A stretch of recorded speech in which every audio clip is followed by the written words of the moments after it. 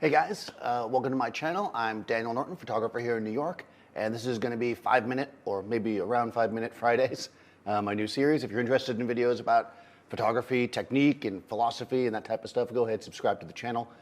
This is going to be a weekly thing here on Fridays. I won't spend a lot of time talking about it, so I try not to go over 5 minutes. But anyways, I had a good question from someone, and again, put questions down in the comments if you would like to have if you'd like to have it answered, I guess. And the question was about, and I get this a lot actually, I feel like I say that a lot, but I try to focus on questions that people ask me a lot. So if you do ask me kind of an odd question that I don't hear that often, unless I think it's like really like, oh wow, people should be talking about that, it might take me a while to answer it. But stuff that's more common is what I want to try to target at first. And this was the question about what's the advantage of, or the difference between, I can't remember the exact question, high-speed sync versus using ND filters. So just a quick overview of both.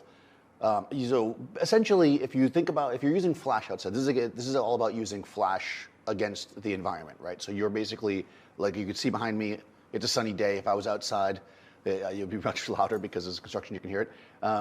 If I'm out there on the sunny day and I'm using a camera that does not have the ability to use high-speed sync, then the maximum sync speed that I can set my camera at is basically my fastest shutter speed, right? So let's say I think on the camera I'm recording right now, that's like around 200th of a second.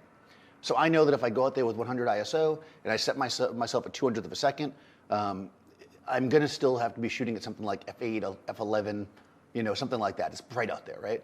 Maybe I want a more shallow depth of field. How do I achieve that? The way that I can do it is via high-speed sync. High-speed sync will allow me to raise my shutter speed above the normal maximum, right? And when I do that, it's going to allow me to basically close my aperture, or open up my aperture rather, so that I will get a big old circle and less in focus, right? So that's one way to do it. It's pretty common now. A lot of flashes, a lot of cameras can do this, and there are disadvantages to it. And there's also high sync versus high speed sync, which is maybe a whole other thing, but just the basics of it is that, right? So the other way to do it, the way that we would do it if you didn't have a camera capable or flash capable of high-speed sync, or you,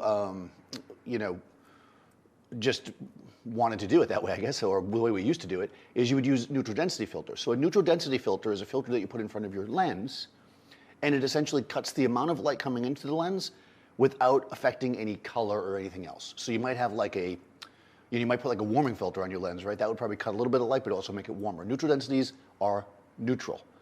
So effectively what you can do is you can set your camera at 200th of a second, set it at 100 ISO, and then let's say you're at f11 and you want to be 5.6, you could put a 2-stop neutral density filter on your lens. Basically, the same amount of light is still coming at your lens. It's still the same out there, right? But, of course, somebody else calls when I'm doing this.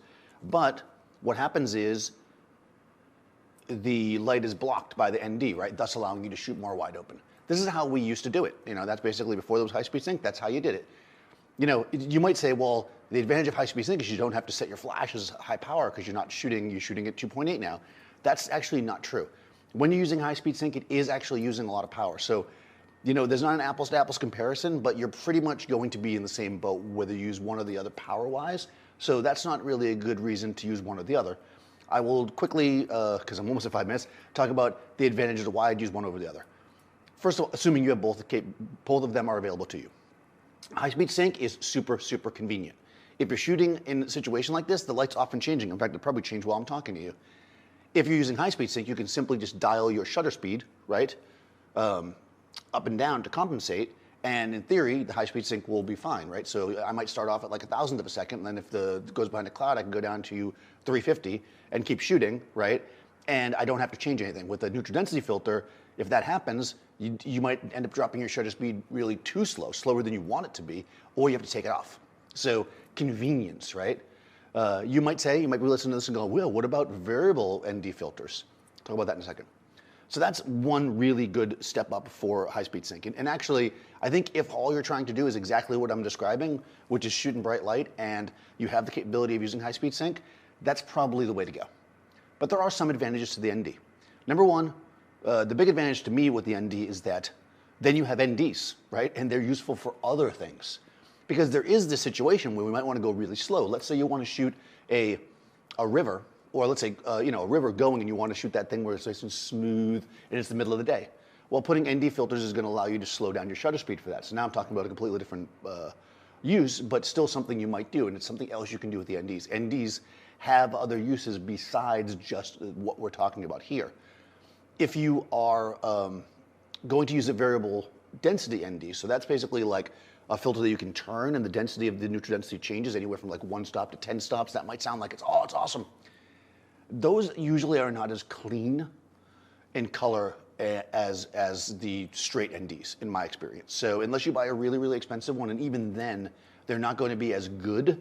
In other words, it will start to have to actually shift the color a little bit over time, I found. So variable ND filters, I only ever recommend if you're like a filmmaker and you're like running inside a building, you need to be able to adjust it and stuff. If you're a photographer and you have time to set up the shot, I almost never recommend variable NDs for that reason, because the color shifts. But you know, they're not a bad option. So long and short of it is, if you have the capability of use high-speed sync, I think you should use it. I think it's a better tool in general. Tell me below why I'm wrong, I guess, than NDs for that purpose. In other words, bright light, I want to use a faster shutter speed. If you use NDs for other things, then using NDs makes sense. But I have NDs and I still use high-speed sync because one tool is, you know, the convenience of it, it makes it a lot more feasible for most people. In any case, let me know what you guys think. I probably went over 5 minutes. I can't tell, this thing doesn't have a timer on it. I'm recording at the studio, by the way, because I'm making some on-set videos for you guys, so you'll see those come out soon. In any case, if you haven't already, go ahead, subscribe to the channel, ring the bell so you get the notifications, and I'll see you next time.